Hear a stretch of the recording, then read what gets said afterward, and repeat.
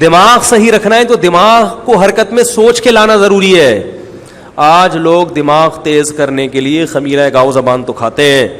میں یہ اس لیے کہہ رہا ہوں تاکہ پتہ چل جائے کہ دماغ تیز ہوتا ہے خمیرہ گاؤ زبان سے, ورنہ لوگ کہاں کھاتے ہیں لوگوں کو پتہ ہی نہیں ہے.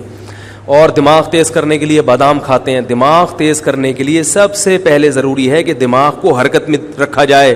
اور دماغ کی حرکت کیسے ہوتی ہے؟ ایسا نہیں کہ گردن یوں ہی ہلانا شروع کر دیں, حرکت میں سوچنے سے.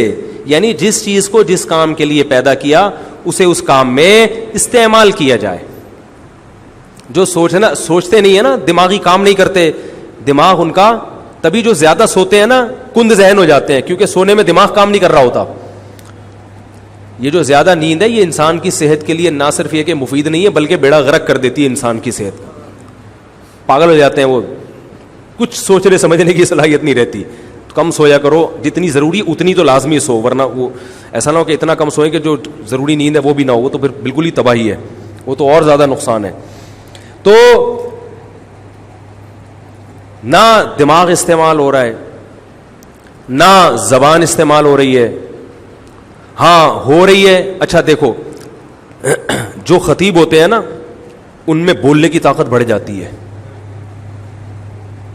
بولنے کی طاقت بڑھ جاتی گھنٹوں گھنٹوں. ابھی میرا 2 گھنٹے کا بیان ہوا جمعے کا, تو کسی نے کہا کوئی سامنے بیٹھا ہوا بھی ہے, نیچے کسی کے کمنٹس تھے, تو جمعے میں ماشاءاللہ 2 گھنٹے یہ ہال بھرا ہوا تھا نا, کافی لوگ بیٹھے ہوئے تھے.